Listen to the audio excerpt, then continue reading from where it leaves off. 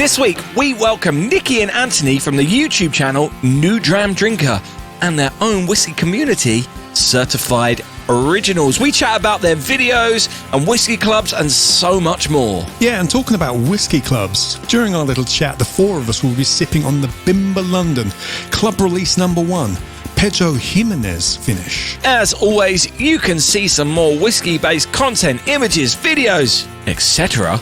on all our social media platforms at Whisky and Things Podcast on Instagram and at Whisky and Things on Facebook and Twitter. And it would help us out if you rate, review and subscribe to our podcast on all your favourite podcast platforms. And on your friends' ones too. You're listening to the Whisky and Things Podcast with Dave Giles and Nick Kent. Welcome to episode 59. I am Dave Giles. And I'm Nick Kent. And happy birthday, Nick. Thank you. Ni hao to our listeners in China. Oh, yeah. And thank you for the happy birthday. As we are recording this on Monday the 3rd, it is Nick's birthday. And, I mean, he's made no effort to... I mean, he's tried his best to hide it. He really has. Yeah, I haven't... Yeah.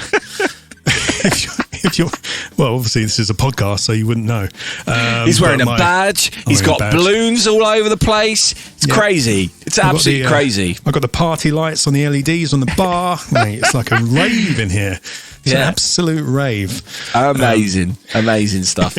But yeah, there's been something weird going on for us this week in the sense Nick just made reference to it. It turns out overnight last Thursday we suddenly became huge in China. Well, I don't know about huge. We had a 400% increase in listeners for some reason, all around Shanghai, around that kind of area. So if you're in Shanghai, hello. You're listening. Ni hao. Ni hao. Didn't you learn any Mandarin, Dave? No. Can't believe you didn't learn any Mandarin. Well, you've been there. You've got a phrase book. I don't. I was trying to find the phrase book earlier. That's the only thing I can find, Yes, I did go to China for 3 months a few years ago to tour, and it was lovely. Loved China. Loved it. We both love China, and if the Chinese tourist board are listening and want to bring us over to do something about whiskey in China, we'd love to do it. Yes. But yeah, that's been good fun. But Nick, let's just jump straight in, shall we? So we've got a great show coming up for you today. We've already recorded this with Anthony and Nicky from New Dram Drinker. They've got a YouTube channel, which we found out about through Jeff Whiskey, and we asked them if they would like to join us to drink some whiskey with us and to talk about what they do. And this whole recording process was so much fun. It was so much fun. So I hope you enjoy listening to Nicky and Anthony of New Dram Drinker.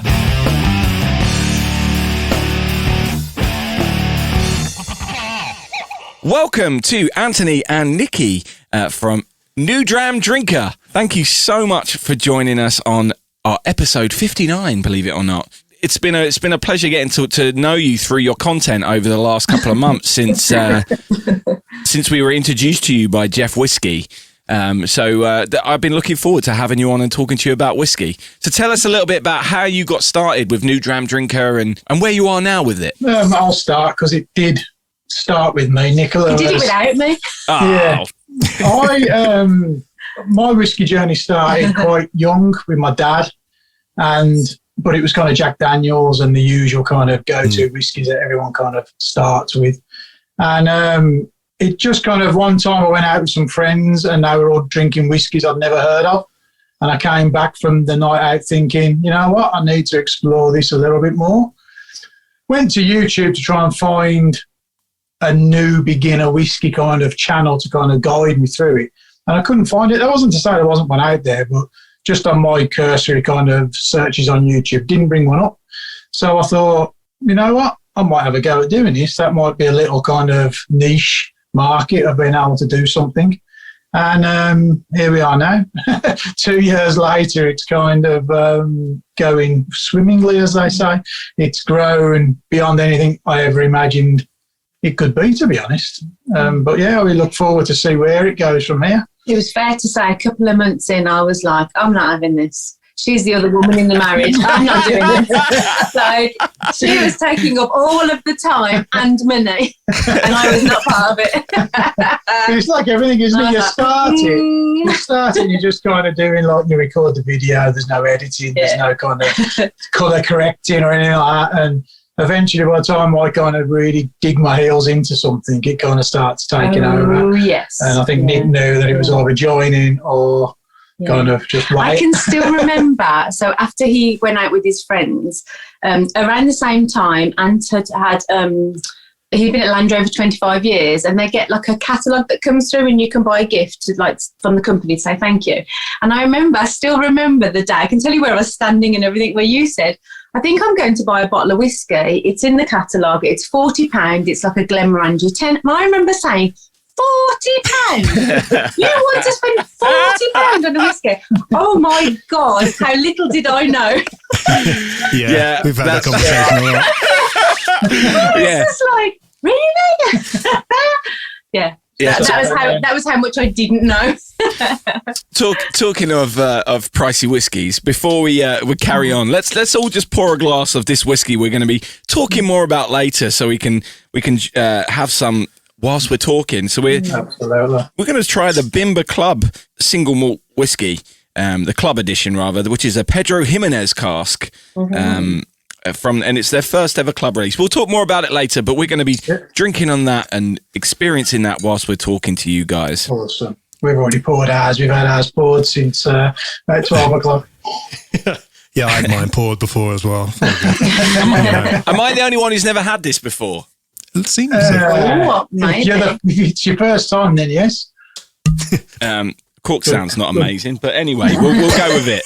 We've had half out of that one. Well, yeah. Talking of whiskey, when you're doing your reviews, how do you decide which whiskey you're going to do? Are you looking for new releases, or are you looking for more what a new beginner whiskey experiencer might be looking for or might see on the shelves? I mean, bit of a mix, isn't it? To be honest, the channel is set up in a way that it kind of follows our journey through our kind of discovery of whiskey. So really, it's just what we see and think we want to try next. There's no kind of set. And if you had no idea about whiskey, like, we're trying to show you a bit of everything, because that's where we are. We're still documenting our journey, really. Yeah.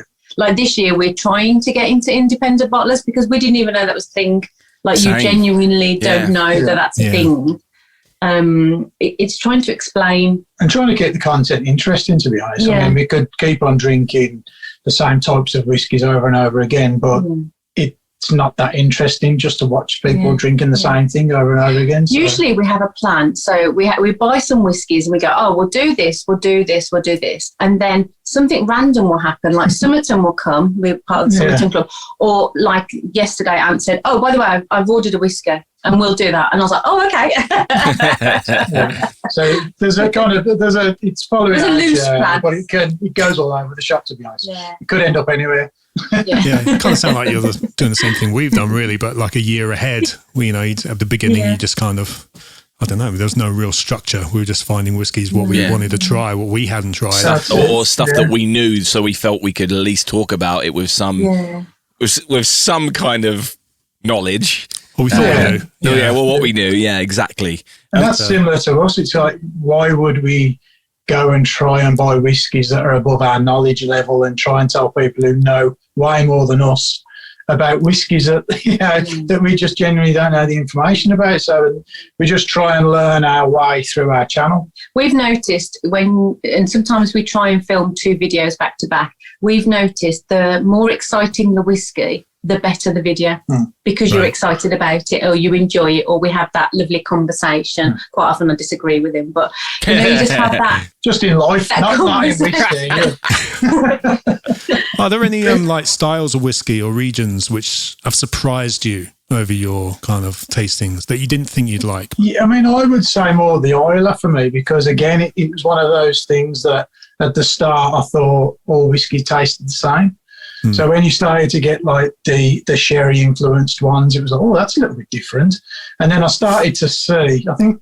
You need to tell them the Ardbeg 10 story. My first 5 bottles, Ardbeg 10 was one of those bottles. And I only bought that literally because people said you should have one on your bar. It was like a whiskey that everybody should have tried, should have.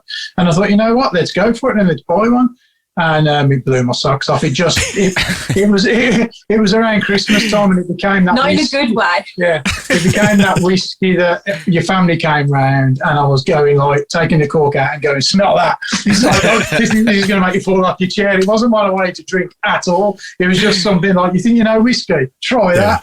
And it was almost the joke whiskey in the house for a few weeks, and then I started to try a few more smoky ones, and then you think, I might try and do a peated one, and I'd got an Ardbeg on the shelf and tried it and loved it, and that is where I am now. I'm kind of, it opened my world up to a whole peat kind of journey. And I'm only just there, like literally like 2 years on, and I really enjoy the sweet peat whiskies. Or sweet and smoky. Like I have had some amazing whiskies that just excite me. So I'm probably a bit further than dipping my toe in now, but I'm not at a. I like Ardbeg Wee Beastie, but I think an Ardbeg 10, and definitely not a Noctamore. I tried it recently because I was like, just give it a try. No, can't do that. Really? Not at all. That's not my. But so those are interesting. But for me, I really like a sherry influenced whiskey at the moment because they're delicious. I think you two are similar to Nick and I in that regard, whereas Nick loves is more into his peat stuff, and I'm more into the sherry cask ones. I watched your Talisker review when you released that, and you talked all about that kind of journey you're on with peat. And I think it is a journey. I don't believe anyone who has peated whiskey for the first time and goes, "Oh yeah, this is for me."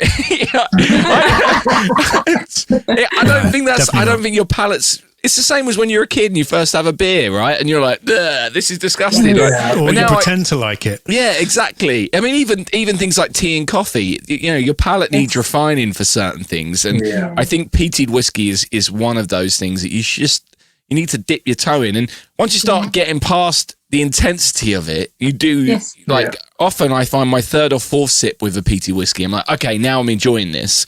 Whereas the first one, I'm like, do I like this? Is this just like medicinal? It's like when I first started drinking whiskey, when I was trying to get into whiskey to muscle out the other woman, like it all tasted the same to me. All I got was the spirit burn. It was just like, and I remember thinking, I have actively got to put in the work here to get to a point where I could drink a dram. I never thought I would get to that point. I drank so many old fashions, and they had to have soda water in them. Like I literally couldn't have an old fashioned. It was. That's what I was just about to ask. How did you do that? Did you use a cocktail or water it down? We're massive cocktail fans, so I don't. Like I always say, if you buy a whiskey that you don't necessarily like, there's always a cocktail it can go in. So it's never a waste of money. But it's cocktails. Old fashions were the way in. And months. And but I couldn't drink an old fashioned, even when we made at home, and I would make it more syrupy, should we say, less whiskey. I still had to put soda water in it. I could not drink, and I literally just started reducing the amount of soda water. I also really liked an Irish and ginger, like the ginger ale, because they were tall whiskies, and I literally spent months doing that. I was really good at nosing whiskies. There is a train of thought that says that women have really good sense of smell. So quite often, I know lots of people whose wives don't drink whiskey, but they'll nose the whiskies. And I used to do a lot of that, but I could not literally drink a dram at all. You're listening to the Whisky and Things podcast. Obviously, you love the taste, you love tasting it, the smells, all that kind of thing. Are you interested in the science of whiskey, how it's made, how those flavours come about? I've got a slight interest in that. I would say at the moment with us, we're still trying. I'll tell you what, I'm going to backtrack a little bit. I think at the start, we were trying to do these things called doorstep distillery visits, where we would go to local distilleries and try and learn that process. That is when COVID kicked in and kind of stopped it all. So I'm very much a visual learner. So I want to go to distilleries and learn their processes and things like that. So I would say at present, it's more just about drinking the whiskey. I want to go and explore distilleries in person and learn how the process works. I tell you what I've enjoyed, because we made a conscious effort to get into independent bottling, and the more people you get to know, like we've had some chats, private chats, where we've said to people, what made you pick that cask, or what made you pick that? I've enjoyed that, you know, when they say, oh, this has been put in this kind of cask for this many months and then transferred to this, or it was re-racked, or I like that kind of, because I think I don't understand the science, and I am not a sciencey. I don't have a science mind at all. I'm far too abstract and creative for that. I don't focus on the detail. But I like that there's people out there that can do that. And, you know, like people like, I know like you've had Richard on from McMira. I love their thought process. You know, like they think of spring, and then they think of this, and then they create their whiskey with those. I find that really interesting. I like that sort of. It's a bit left of field. What's that term that Richard uses? Flavour-led. Yes. That flavour-led distillery. Yeah. I think we're more interested in the master blenders' mindset of how they got to that whiskey, or where that kind of process in their mind came from, to be honest, more. Just of what did you taste at some time that made you think a whiskey would be good? And a huge good? Responsibility. And I suppose you could, like linking it back to Bimber, you could say that Bimber have done some things that are very different. They're not the normal. And I just think it's a huge gamble, isn't it? You know, when you're, as a master blender, you're saying, let's try this. You know, it might not make any money. It might not do any well, you know, well in the in the mainstream. But, you know, I like that thought process. Which goes back to Richard. I think McMira are probably one of the best distilleries for trying stuff that you've not seen before, which we appreciate, to be honest. It's nice to have a bottle come through and you think, oh, this is different. You know, we've never tried this before. So I think McMira are probably at the forefront for us with those kind of trials. Yeah. And we'll get on to the community side of this soon, but are there whiskies currently which or regions which you've heard about, or styles of whiskey which you'd like to explore more that you haven't? For example, Nick and I are desperate to start getting into Australian whiskies. We've heard so much about them and not yet tried them. And for me, I had a whiskey advent calendar which had a single dram of a French whiskey, which was amazing. And I know nothing about French whiskey, and I now we've got to get on to talking about it at some point, but obviously there's so much other things to do and only so much time and money, so it's not yet happened. Do you have a similar wish list of whiskies or areas which you'd like to explore? That's a really good question, to be honest. Do we have a wish list? Yeah, I mean, we had the Danish Stowning from the Somerton Club this week. And it's a rye whiskey, which isn't my favourite, but there's enough going on with it that made me think I want to kind of explore more. So I think I'd look more to different bottles from there. French, we did a tasting last night, and there was a French whiskey in there. It wasn't actually technically a whiskey, but we've had good it was interesting. So I can see why you'd want to go there.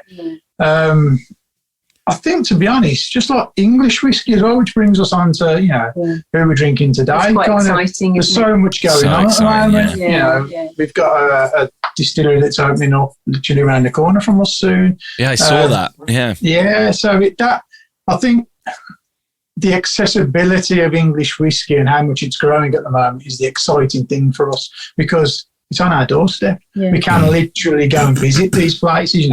Australian whiskies, brilliant. I'd love to explore more, but I'm not going to be going to the distilleries to visit, to make a connection with them, and kind of, which is what it's all about for us. It's kind of that extra step of connection and just doing videos. I think our journey got cut short because of coronavirus and stuff. So we've done the forest, we've done Bimber, we hadn't done many.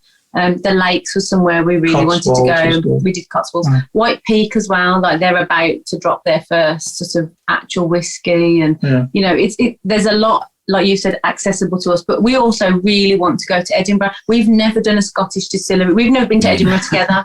We've never been to Scotland together. And I want to go. Like Ant said, I'm a visual learner. I need to be able to see the distillery and think, right, that's where they make that whiskey, and we like that kind of thing. So it's such a huge world, isn't it, of whiskey? There's so much. I think having those personal experiences as well will enhance your own drinking of the whiskey later on. Yes. I know that from Bimber. Bimber is the one distillery I've been to. and well, I've been to the old just Jameson's one as well, but that doesn't really count. But but as a result, I've got an affinity towards Bimber because I can visualize it and I can visualize the people. And 100%. Again, you and I are so like Nick and I. Nick and I have never been to Edinburgh together either, and I look forward to that. Nick, it's like we are like a married couple, aren't we? It's crazy. But yeah, we want to get up and do some of the distillery tours in Scotland and more of the English ones for sure. I think that's a really interesting point. Having that personal experience of visiting the place, or even as you say, just getting to know the people, which is did you, before COVID, did you get involved with any real world whiskey shows, or is that just something that's come online later? We did the Birmingham that the Birmingham Whiskey Club organised. We managed to get that in before COVID kind of kicked in and ruined everything. And it's just meeting the people, isn't it? Meeting the people involved is just the thing. It's because we met old friends, people who we lost touch with at school and stuff. You kind of walking didn't even around, know they were into and you whiskey. kind of like, There is a I'll tell you an embarrassing story. But we were in the Birmingham Whiskey Festival, and I'd put all these posts out on social media about, if you see us there, come and say hello. We've got badges and things. And we've taken our infinity bottle. So if you came and said hello, I've seen you, we would give you a sample of our infinity bottle. So we're in the festival, and someone comes up to me and he taps me on the shoulder and he says, "You're Ant, aren't you?" And I was going, "You recognised us from YouTube? That's brilliant. That's amazing. I have a badge and a car. I have this sample." And he went, No, I used to go to school with you, mate." I said, "Do you do YouTube then, dear?" I was like, "For God's sake." It's like just sank into the ground. Clearly, Ant hasn't aged at all since he was 16. But it's great to meet up with people and just kind of, we love just sitting back then and just watching it all go on, and kind of just see everyone enjoying themselves and eating up big hot dog.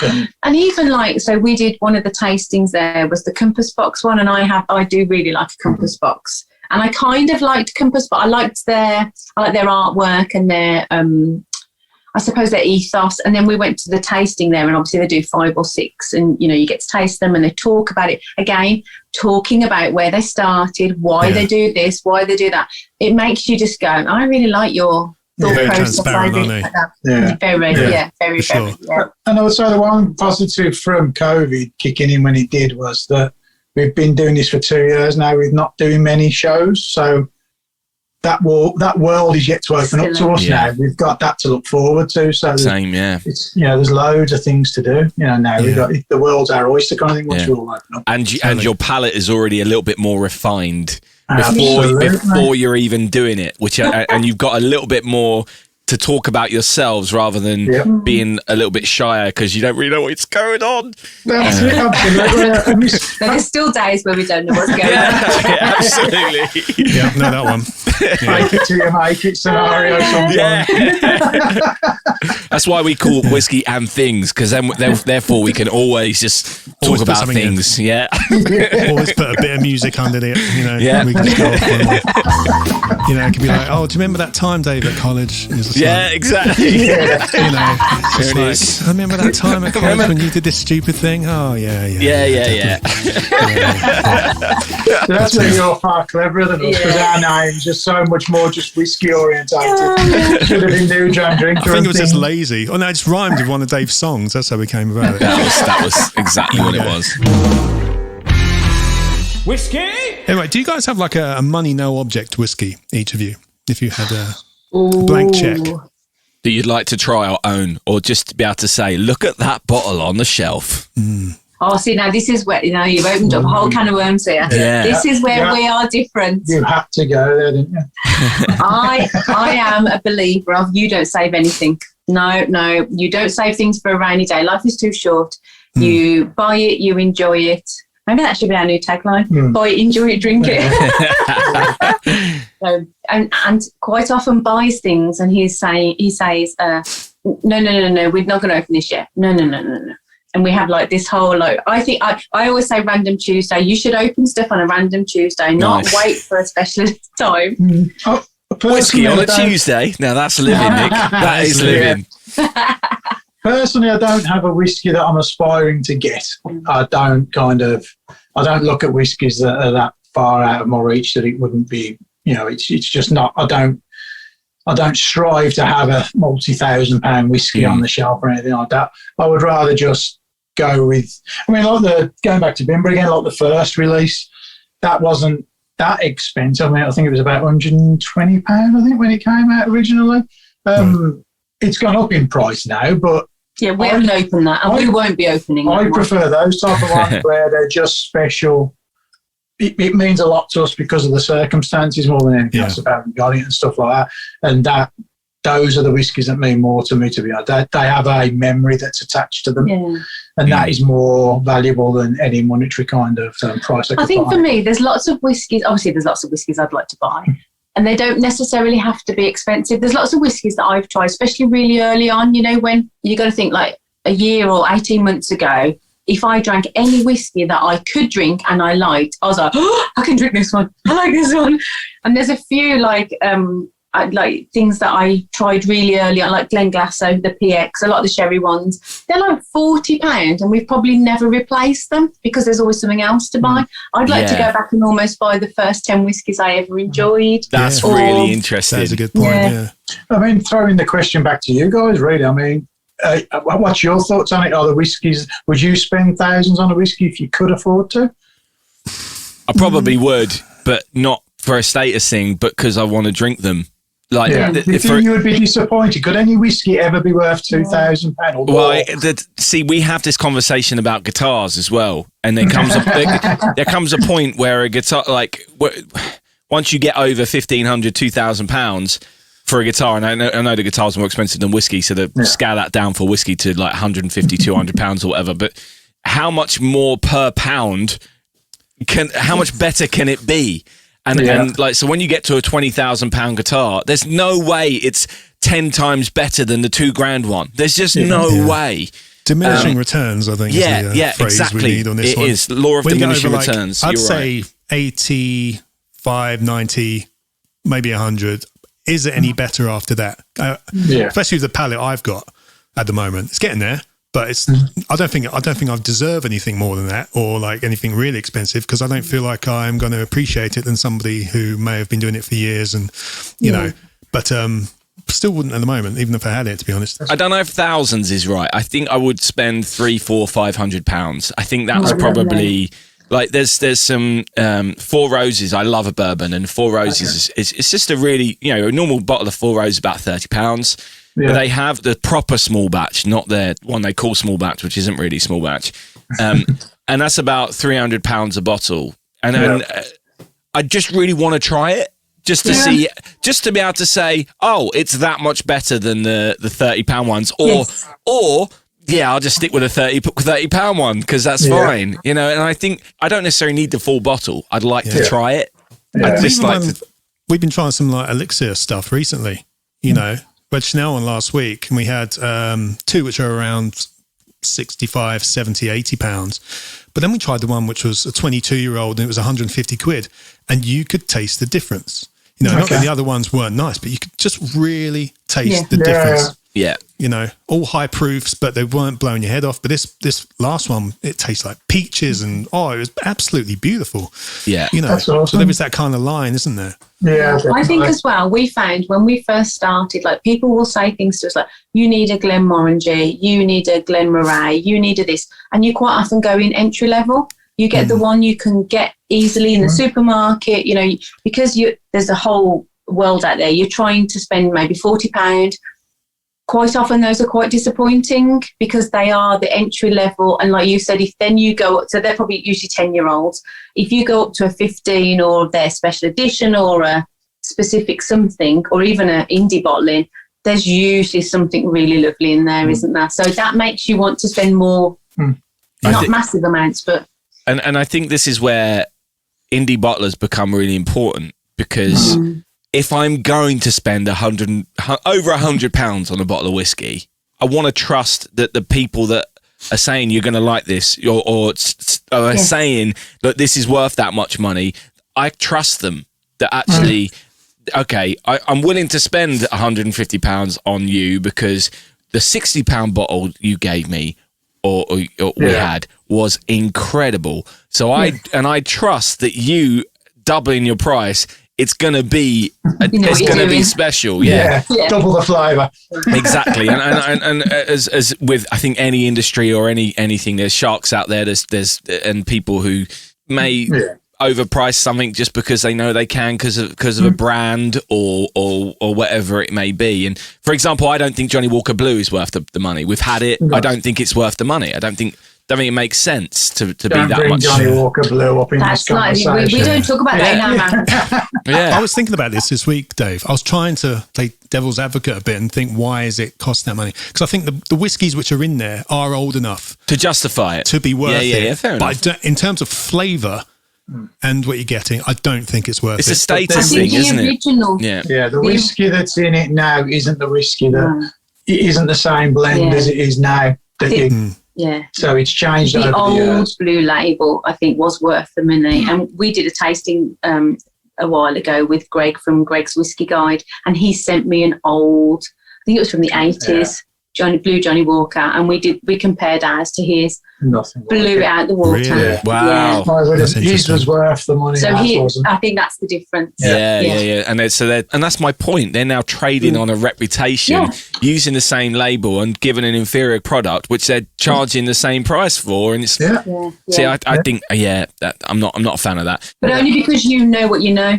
Maybe, and you're right, and I think if someone was like, "Oh, I want to get someone who likes whiskey a really nice present," and they know they know the brand of Johnny Walker, they know the brand of Jack Daniels or Jameson. So if those brands stick out a bottle which is 150 quid or 200 quid or whatever, you're not going to question the quality. No. And I think some of those brands have a responsibility to make sure that when they do that, it should be better quality or a good. I'm not sorry. I'm may have been harsh and throwing Jack Daniels and Jameson into that because I've got no experience of them doing what I think Johnny Walker have done. But I'm just was using their famous brands anyway. You're listening to Whisky and Things. So as we talked about, whiskey and the people, it's so important. And you have set up Certified Originals. And at what point in your new Dram drinker journey did you decide we're going to set up this whiskey club essentially called Certified Originals and open it up and set up this Discord channel? I mean, what brought that about? Because it's wonderful. It really is wonderful. And we've mentioned a few times when you mentioned the Birmingham Distillery, I said, I saw that in Certified Originals. It's a great place to learn and to see about things. So tell us about your thought process there. I was told by someone that we should have a website too, because it's where people tend to go to try and find information about you as a brand. So lockdown kicked in. We were kind of just sat here thinking, not mixing with anybody. What should we do? We need to do something. So I thought, you know what, let's do the website. And then we did that. And then you just kind of, like you're adding all the different sections into the website of like the contacts and all your different pictures and stuff. And one of them was a Discord link. And I was like, I don't know what Discord is. And then I spoke to Vin from No Nonsense Whiskey, and he was doing a Discord as well. So I tapped his brain a little bit on what it was all about. And I just thought, you know what, let's just set one up as a chat and just, it's as innocent as that, to be honest. It was just let's try and do a place where people who love whiskey can come. Yeah. And we were never in it for the money. So we both have full-time jobs, like whiskey's our hobby. So we were never, we had no intention of doing Patreon or anything like that. But we almost wanted to create that community because we couldn't mix with anybody. And we just thought there's got to be loads of other people out there drinking whiskey that aren't mixing with people as well. Yeah. So I mean, that's a good point. It was our version of a free Patreon. Or Twitter. It was like our version. We didn't want to go the Patreon route. Yeah. So it was Discord is as close to that, really. You can kind of link that to little videos community and only Discord people can follow. Yeah. And that was the closest we could get without it being a paid service kind of thing. But then, to be honest, the day I clicked go on Discord, it just exploded. So it was, and we did not see that coming at all. Yeah. And it's a real. I mean, you guys are part of it, and you I mean, your Discord equally is just as, it's buoyant, isn't it? There's lots going on, lots of chats going on every 5 minutes. It's weird because it gets bigger than you, doesn't it? Oh, yes. Yes. People go in and start their own thing within your own, like someone started a poetry thing on mine recently, and it's like, wow, okay, I didn't see that happening. I didn't expect that to happen, and it's a wonderful thing. So for those who don't know, Discord is essentially it's a website where you set up your own forum under your own brand or whatever, and you can dictate some of the topics that are discussed within it and have different side channels which people can get involved with. So you can have one which is, as you have, certified originals, but within that you've got a music tab or a second hobby tab and things like that. So people who have got to know each other through whiskey can also share their other interests, and it's a really great way of getting to know someone. And as you say, build a community. It's a lovely thing to do. And I really enjoy being part of Certified Originals, and I duck in and out as I am with various Discords. I'm in a Lego one and all kind of stuff, right? Because you can duck in, you can see what people are drinking, or you can see what people are building, and discuss it. And there's no expectation to get involved in conversations. No. You're free to come and go as you wish. Yeah, I think that's the hardest thing to get across to people, to be honest. So it's a good thing that you brought it up, is that it's not a place to think you've got to be involved in every conversation that's going on in it, because you would just go crazy. Oh, it's too overwhelming if you try and do that. You need to pick your battles in there, really. Yeah, and you can't catch up with everything. If you've not been in there for 4 days, don't try and scroll back and see everything you've missed. Just say... that. Yeah, I'm pretty new to the whole Discord thing, and just have a look at what's been talked about today, and say, okay, there's something being, or start your own conversation. I go in there a few times, ignore what's going on, and just be like, what do you think about this? and try and hijack something. But it's a wonderful thing you've done, and there are connections in there. So I think of Certified Originals as being a whiskey club. I'm not sure if you consider it that. Maybe you do. It's certainly a community, but within that, you also have connections with other whiskey clubs, right? So you mentioned Somerton a couple of times. Now, I learnt about that through Certified Originals. So obviously, you've joined a few whiskey clubs as a result of doing this. What do you feel are the benefits of whiskey clubs and being involved in a club like Certified Originals or others? Yeah, I mean, we've got probably 5 or 6 different whiskey clubs that are within our Discord group, so they've got their own avenues of putting information out about their clubs. Somerton's our main one, I would say.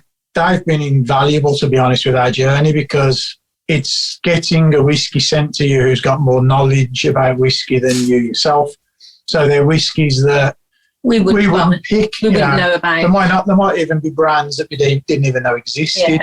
You get a bottle every 2 months, and it's always what you pay monthly is always less than what the bottle's worth. So you just get to experience. You might not genuinely like the whiskey every month or every 2 months, because they're not, they can't read your mind, can they? Know what you like. Yeah. But it's always a talking note, or there's always a video we can do about it, whether we like it or not.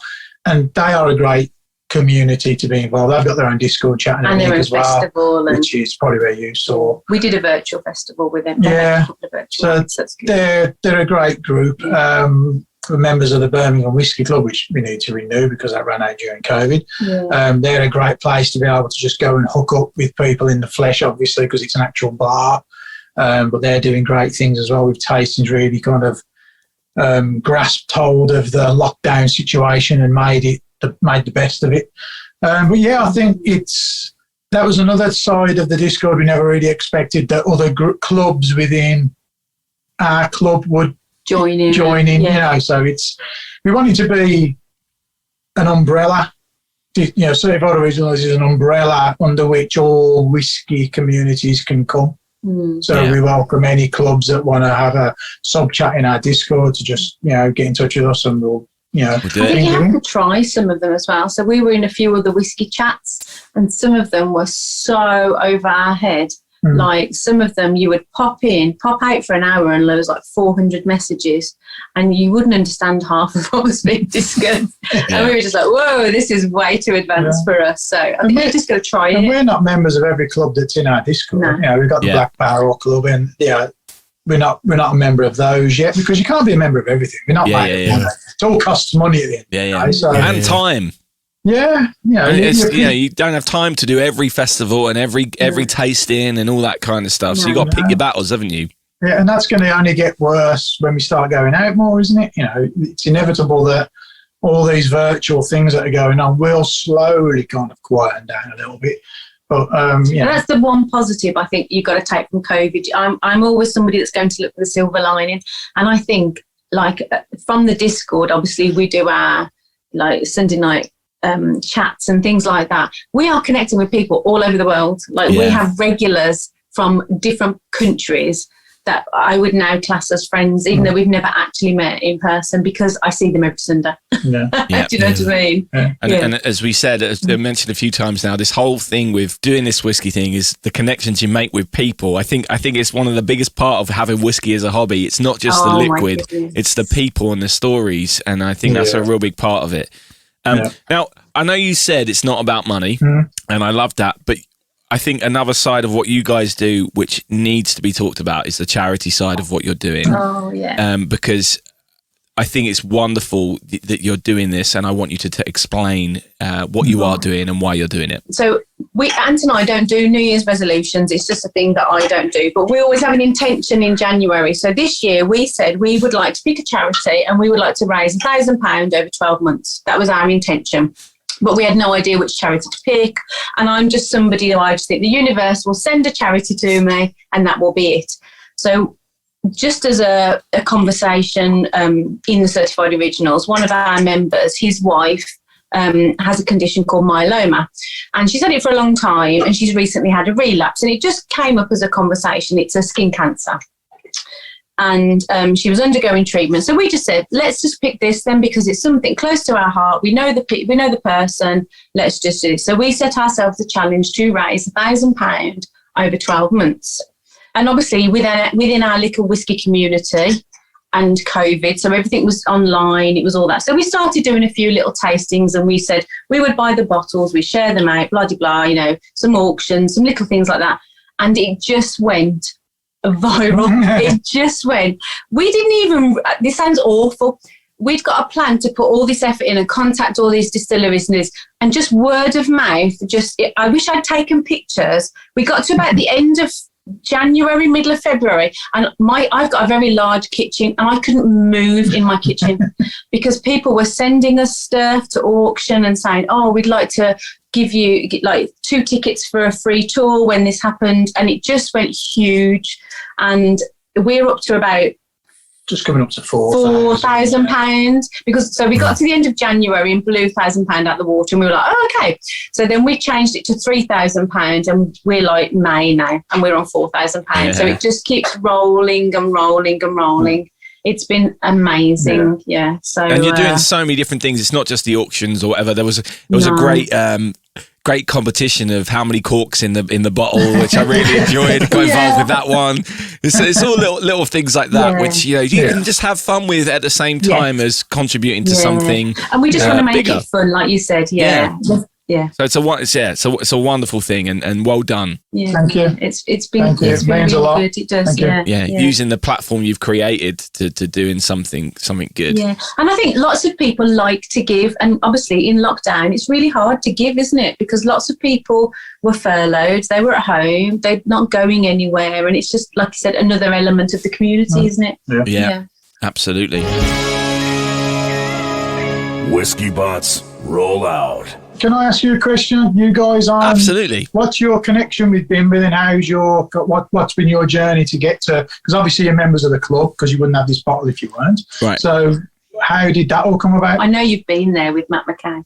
Yeah. So this week's whiskey is the Bimber Club, as we've talked about. So yes, this is quite amusing. I think you'll find this amusing. I've mentioned this a few times. So when we started our journey, I was running the Instagram at the time. Nick's now taken over it because he's better at that than me. Amazing photos. But I was just searching for people to follow and different hashtags and whatever it was. And then someone posted a picture of a London whiskey, and I live in London. I was like, oh, a London whiskey. I didn't know this was a thing. I didn't really know that English whiskey was a thing at that point. So they were talking about last April, May, or whatever it was. So click on it. I'm like, Bimber. Okay, I've not heard of this. Whatever. Google Bimber. You're kidding. It's literally half a mile away. It's just over there. Like, we probably walked past your house twice. It's yeah, exactly. It's like I do a regular gig, or used to. The pub's closed now, unfortunately, but I used to do a regular gig on a Thursday, once a month, literally round the corner. It's just there. And at first I was like, and Nick used to live around here as well. At first I was like, don't tell me that's been there the whole time the two of us were living in. It was right by a rehearsal studio as well. Yeah, exactly. Which we used to use all the time. It turns for like out 10 years we rehearsed there. Yeah. So you couldn't smell the whiskey once. No. Well, yeah. If you'd never been to Bimber, you could be forgiven for not knowing it was there. Yeah, it's exactly. not where you would expect a distillery to be. It doesn't look like a distillery if you've got that image in your head. So that's how we found out about it. And I sent them a message saying, hey, look, this is what we're doing. And they very kindly said, come in and we'll show you around. Not that it takes that long to show you around, but as you know, you've been there. And I just fell in love with the place. And one, it's local. It's my local distillery, which is a great thing. And two, I just love everything about it, the ethos about it, what they're doing, the fact they're doing something different. And we tried some when we went on the tour, and it was amazing. We both came away with a bottle. I think you need to explain you didn't just try some, like new make. You're regurgitating that. Yeah. I was so excited. The smell of the place was so good that I got given a glass of new make and I just downed it. I don't know. I just necked it. Just Did you think it was water? I don't know. I just was like, oh, cool, cheers. Thanks for coming. Like, bang. And then down it went. Because we were there to record, I had like a GoPro out and this, that and the other. And as soon as he handed me this glass of new make, I didn't have a free hand anymore. So I was like, oh, he's just necked his. I'll neck mine as well, so I could get on with the job in hand in case I was missing something. And then suddenly we got some funny looks. Yeah. Everyone started to stream. Yeah. Wasn't too bad, actually. That's the thing. It was very smooth. It went down quite easy. Yeah. Their peated one is beautiful. They've sold bottles in the past, but we couldn't get a bottle. But their peated new make is amazing. Really. So of course, as soon as we got home from that, I joined the club. Yeah. And made sure I was a part of and we were talking about whiskey clubs, and here we are. It's a different kind of whiskey club because obviously it's more about just being a member of the distillery, I suppose, and supporting the distillery. So, and then we get the email saying they've got this whiskey and this is their first club offering. And we both bought a bottle, didn't we? We did. And we've done the thing because, you're meant to drink whiskey, but because this was like their first club release. We weren't around for when you've got the original release. We weren't around for that. So this is our. So what we've done is we've split one bottle between us so we can drink it. So the bottle Dave's got there, he splits in half to me and I've put into smaller bottles. And I have the one here, which I've got, which is sealed, which we'll keep for another time. So it was about £75, wasn't it? Yeah, it was. Yeah, I was having a bit of research today, but before we came on, and the most expensive I could find it on anywhere at the moment is £249.99.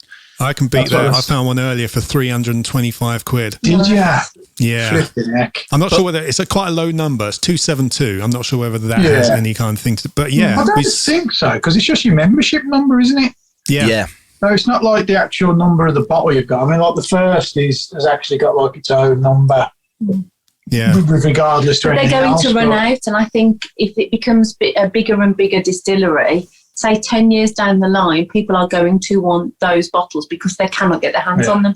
We don't think we're going to sell it though, do we, Nick? We think no. That's why we split one so we can drink one. We can enjoy it, talk about it. Could it never reach a price that would make you reconsider that? Ooh. Oh, that's an interesting conversation. What what about you with your first release? I mean, that's going to be worth more than our first club. That'll be my new kitchen in 10 years' time. Yeah, there it is. I think the Selfridges one is the one that goes up the most, from what I can see. That Selfridges one was a real good kind of catch, to be honest. Yeah. Yeah, essentially, this whiskey we're drinking today, it's one of... every bottle, there was 1,198 bottles made, which is how many members there were, and every member got offered a bottle. You didn't have to buy it, and if you didn't buy it, it then went into general release, I guess. Yeah. And sold very quickly. Yeah. But Bimber, when they release a whiskey, it sells quickly. They're releasing good quality whiskey, and because of the size of the place, it inherently isn't producing a lot of it. And because it was still now only selling stuff that they were producing 3 years ago before they'd even released the whiskey. So it's not like they can suddenly go, oh, we need to increase our output, because they can't do that. This was what they were making 3 years ago, at least 3 years ago. So I think it's a lovely problem they've got at the moment of how do you try and get enough people drinking Bimber and keep that hype going. Yeah, it's got hype. But they've got the new distillery coming online soon, remember? Yeah. So they can up it quite a lot soon once that gets going. But that's going to take years to happen, isn't it? And what was it? Their latest release, there was a lot of people upset that they didn't get a bottle, even club members, and it wasn't a club exclusive though. And I think some people were wrong in their criticism on the Bimber Facebook. Fair game, isn't it? About that. They're very harsh on there, I thought. Yeah, it's like, well, no, actually, this is a general release whiskey. It's first come first. And yes, we want to ideally cut out people who are buying just to resell straight away. I think that is frustrating. But it is. I think it's fair game though, isn't it? It's like when a Kilkerran 8 gets released, everybody's on the computer trying to get one. Yeah. You can't really, I mean, it's if you get one, you're going to be happy. If you don't get one, you're going to scream about it. It's always the way. And I think that's why I joined the club. I joined the club so that I know that once a year or however often they do these releases, I'm going to get offered a bottle which I know I can get. And I might not be able to afford every single one or be able to get it every time, but knowing the options there. And it's just, I also joined the Cooper King founders thing, the lowest. And that will mean I can, every now and then, I can buy a bottle if I want to. That's offered to me, and I think it's a nice way of doing it, in my opinion. And therefore, when they have these general releases, I'm not so bothered if I miss out. And you still have to keep in mind that just because they're releasing a whiskey doesn't mean that it's one that you might necessarily want. Exactly. You got to still look at what they're offering you and go, do I want that or not? Can I ask a question? Like, boys, how many whiskies do you own? Like, how many bottles have you got in your bar? I think I'm up to about 25, 30, I think. What about you guys? We're quite low at the moment. I'm going to say probably 45. I've had more, but maybe more. We were 60 odd at one point, but we've kind of tried to cut it down to... We kind of try to do it in phases where we'll drink what we've got to then restock with. Yeah. Don't buy. You're not buying any more until I've had what I've got. Well, that doesn't quite work. It doesn't quite work. Yeah. I'm on about 25, I think, and a few. Your shelves look nice. Bottles. I like your shelves. Thank you very much. I rejigged them this morning. I had to rearrange some stuff because I got some new ones now because they're all in sections. We won't go on about that. How often do you buy whiskey? Are you like once a month, once a week? What? I have my every week drinkers. I usually drink bourbon during the week. So whatever's on offer, in the supermarket, I'll have something like that. But bigger things like the 40 or 50 pound ones, at the moment, all depends on, other things. But, so both of you are quite bourbon fans then? I've always been in love with the whole bourbon. I've toured the States a year ago. I've been to the South and, and like the whole Austin barbecue thing and, Kentucky. And I just love that kind of vibe. So I've just kind of fallen into the bourbon thing because I love it. But, Isla's, especially as Dave said, I'm a bit of a peat head as well. I've fallen into that as well. But I can't drink that every day. Bourbon, I love it in a glass with some ice. And for me, it's a refreshing drink. So you're quite a visual whiskey drinker, aren't you? Because it takes you back to, like you said, the barbecues with the bourbon and then the Isla is the... That's the big thing about being able to go to a distillery and stuff. The smells, take you back, You can even think of the lady you were talking to at the distillery who was telling you all the information. And I love that. I do really appreciate that connection. It's the one thing that I've missed. One of the things I've missed, other than the kids. The smell of Bimber, the smell of that Bimber warehouse, that distillery. I can't forget it. Forget it. And they were so welcoming. I don't know if the few times we've been, it's always been Luke behind the bar. And there's nothing he won't do. Just so welcoming and chatty and No, I agree. So what are your thoughts on this club release then? This the Pedro Jimenez cask. Do you know what? This is going to sound awful. We both put this in the glass earlier and nosed it, and we both said it smelled much nicer than the first time when we drank it, and we couldn't remember. And I was like, I couldn't remember why, but I remember just being a little bit underwhelmed last time. I think it all comes down to that expectation. Yeah, maybe. It's that bottle that everyone's trying to get hold of. You buy it, you expect it to be this amazing thing that it probably could never live up to be honest. So, and it was probably the neck pour the last time we had. Now we're just doing it on a bit more of a relaxed thing. It's because we never reviewed this on the channel, so it was nice to go back to it to give it another go. But it's lovely. It's really chocolatey on the nose, isn't it? I'm getting a load of chocolate vibes on the nose. Yeah, we were very much like cherries and cola cubes and things like that. Yeah, I love all that stuff. Okay. And said Ribena, and I was like, that's what it is. It's like that black curranty cherry cordial. Oh my God. Leaves on the menu, yeah. Yeah, there's a sweetness to it, that's for sure. And it's not hugely spirity. I was going for apricots. Oh, yes, apricots. I was getting fruits, apricots, orchard kind of things as well. But it's not hugely spirity when you think I think it's 52.8, isn't it? 52.8, you don't get that, do you? It's so soft. I don't know about you, Nicky, but I think when I'm getting the higher percentage whiskies, for me, a good whiskey is one that when it's at a higher percent, it doesn't make me go, oh, wow, that's just pure ethanol. It adds to the flavour rather than, or brings out the flavours rather than makes you think, I'm getting really drunk really quick. Whiskey as well, isn't it? Yeah, yes, absolutely. And the amount of times in videos where I think, oh, my ears are burning. I sip them and I'm like, oh, that's quite hot. Places like Bimber, and as you talked about earlier with the English whiskies, what I like about this new kind of revolution of what's going on, especially with English whiskies, it's kind of taken away this whole concept of it has to be old to be good. This is a 3-year-old whiskey, which is super tasty, really good, really smooth, really like enjoyable to drink, even though it's at 50% or whatever it is.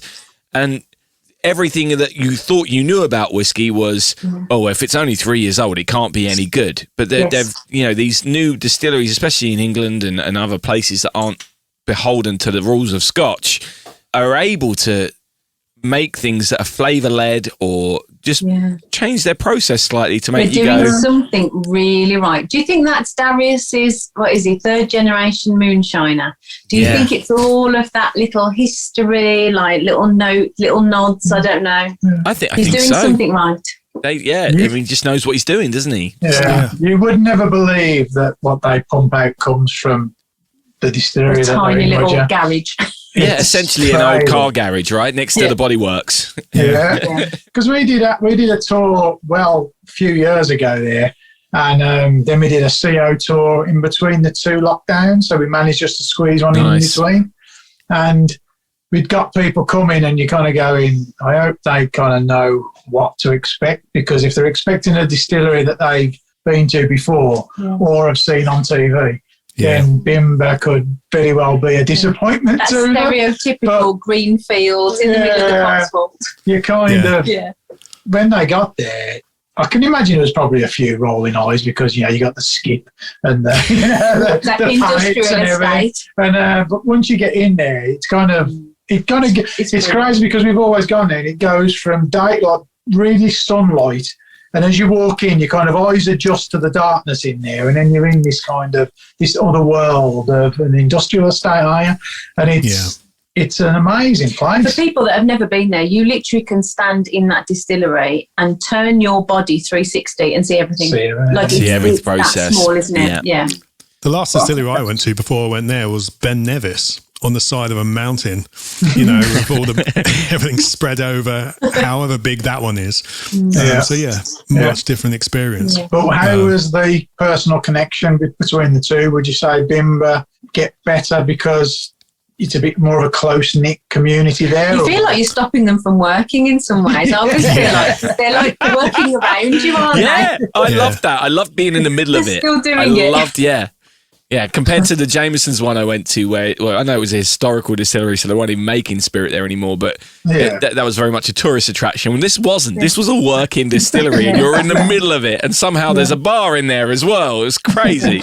Well, and as well, in the bar we were sitting in, there was 2 pallets of whiskey about to go out, so we couldn't even move when we were in there. Yeah. The Cotswolds is a different experience. You could spend the whole day at the Cotswolds, and it's very much, you go in and they do a slideshow, and it's very lovely. And then you have to walk to another barn, and then you have to walk somewhere else. Like, it's that big, and it's lovely, and you genuinely could spend the whole day there, because it's in the middle of nowhere. They've got a cafe, they've got like a restaurant, you can have lunch there. Such a different experience. Yeah. I think I'm going to be, as soon as it opens up again, I think I'm going to head down there. My girlfriend lives near it, so we've been talking about doing that for a while. But the issue is, being in the middle of nowhere is you've got to drive. I think that's the hard thing. Yeah. We can tell you where to, well, if your girlfriend lives close, but we stopped in some really lovely lodges right by the Cotswolds, and I would recommend them. I will say, if you like new make, and if you're not going to neck it, don't neck it. Cotswolds new make is my second favourite new make. It's it's all berries. It's so fruity. Noted. And they will give you some. If you get to taste it, they will give you some. Knock it straight back, and don't knock it. I'm surprised you didn't gag. No, it was all right. Enjoyed it. It wasn't our first rodeo. We've been seasoned on that kind of thing. Yeah, the Cotswolds is nice. I got a bottle of Cotswolds today. I'm looking forward to trying, actually. Peated release, which but I've just added some water to this Pedro Jimenez. And opened it up. It's very nice. I would imagine coming through. Does anybody get like a slightly smoky char note? I always get that with this. Yeah, absolutely. This is now, I think we've had a few samples of other releases. This is the second bottle I've got in my collection. I can pick out a Bimber. It's got a signature, that's the new, man. Whether you have the peated one, or you have the Pedro Jimenez, or the charred oak, there's a fruitiness to a Bimber, isn't there? The Bimber signature is definitely there, and I think that's where they're getting it right. But that's why I want to try the other English whiskies again, like Cotswolds. You know, and because I found there has been this orchard fruit vibe to the English whiskies we've tried, but I haven't tried them enough, in the time. So I really want to go back and try them again. But there does seem to be an English character we're finding. Whether that's because they're kind of young and they're new distilleries, they have to ferment longer to get that fruitiness and to get that specific flavour, I don't know, but I'm looking forward to finding out. Yeah, it's cool. It's like so we were at the wrong time, weren't we, to explore these avenues. But it will come. It's exciting times. Plenty of time. Yeah. Okay, so I think you can still join. You currently can still join the Bimber Club.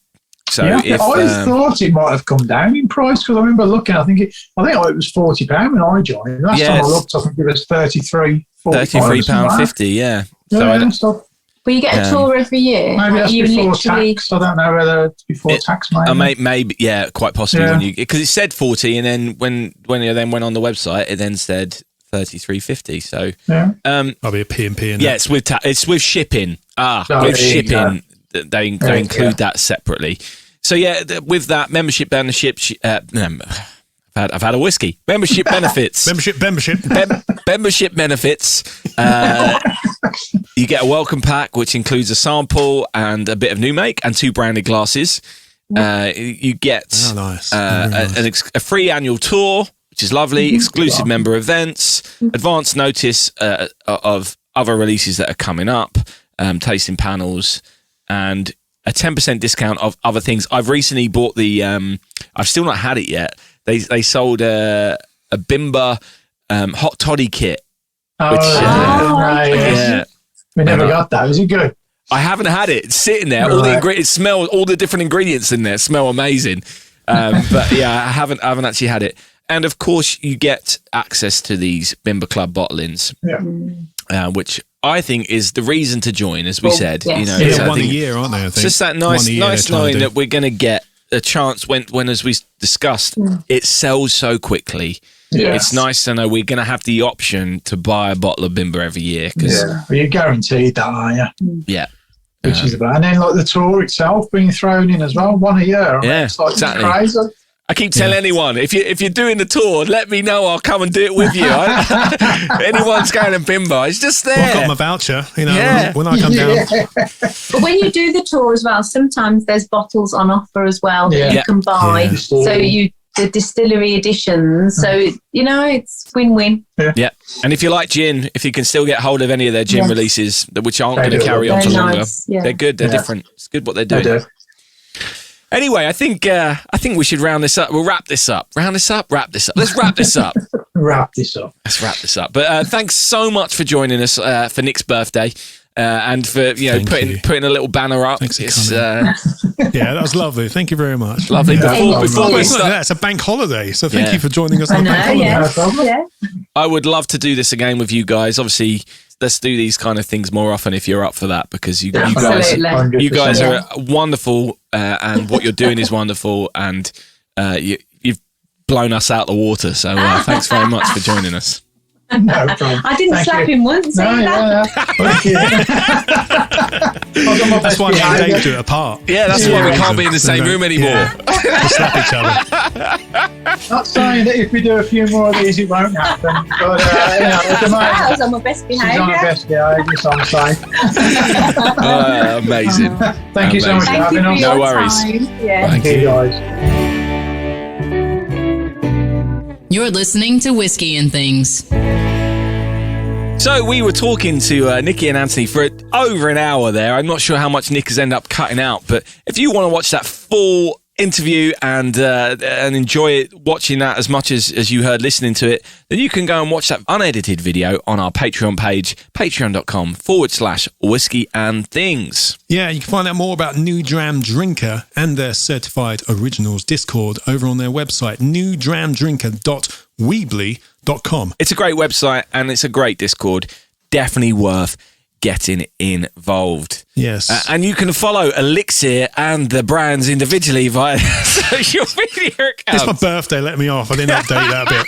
You can follow Nicky and Anthony at New Dram Drinker at their social media accounts. New Dram Drinker on all of them, really. Instagram, Facebook, Twitter, or, just go to their website and you can find everything, all the links on there. And I'll put them in the description as well.